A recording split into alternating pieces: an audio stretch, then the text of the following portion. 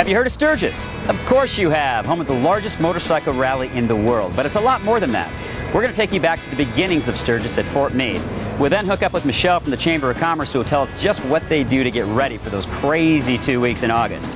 And we'll finish up at a museum, a motorcycle museum. We were greeted by Wild Bill Hickok in Deadwood, General George Armstrong Custer in Custer, and now we got the cavalry here at Fort Meade, which is where Sturgis all started, right here, didn't it? That's right. Back in 1878, Fort Meade was started. First commander was Colonel Samuel Sturgis. And they rode around the parade ground. The commander at the time took a saber, pointed to where each of the buildings would be constructed, and they started work.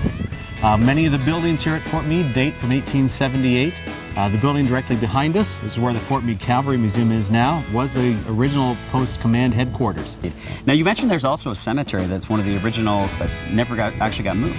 Right, and it's just south of here on a hill overlooking Fort Meade. This is the Fort Meade Cavalry Cemetery with, again, graves dating back to the 1870s. There's men, women, Native Americans, and American soldiers all buried there. Tell us about Sturgis. Tell our viewers why they should come to Sturgis, other than the rally, of course. Well, Sturgis is a beautiful part of the Black Hills. We've got some incredible hiking trails around here. Just the history of the area with Fort Meade. Bear Butte, that's a sacred mountain to many of the Native American tribes. And from the top of it, you've got an incredible view of 5 states.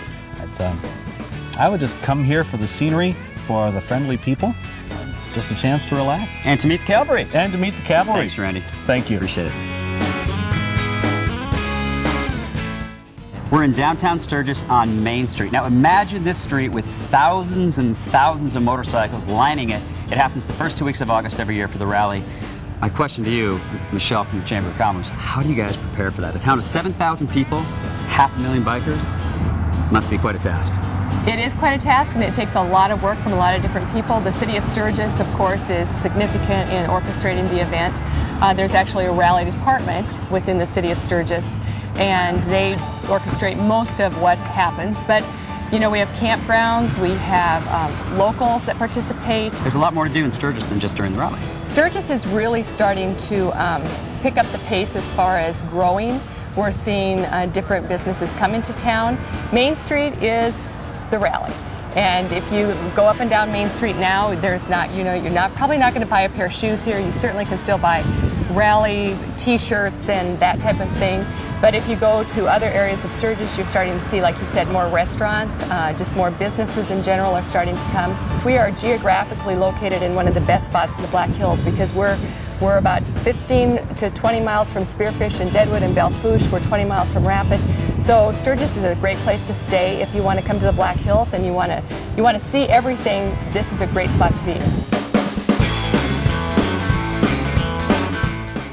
No trip to Sturgis would be complete without coming to the Motorcycle Museum. After all, this is the home of the largest Harley rally in the world.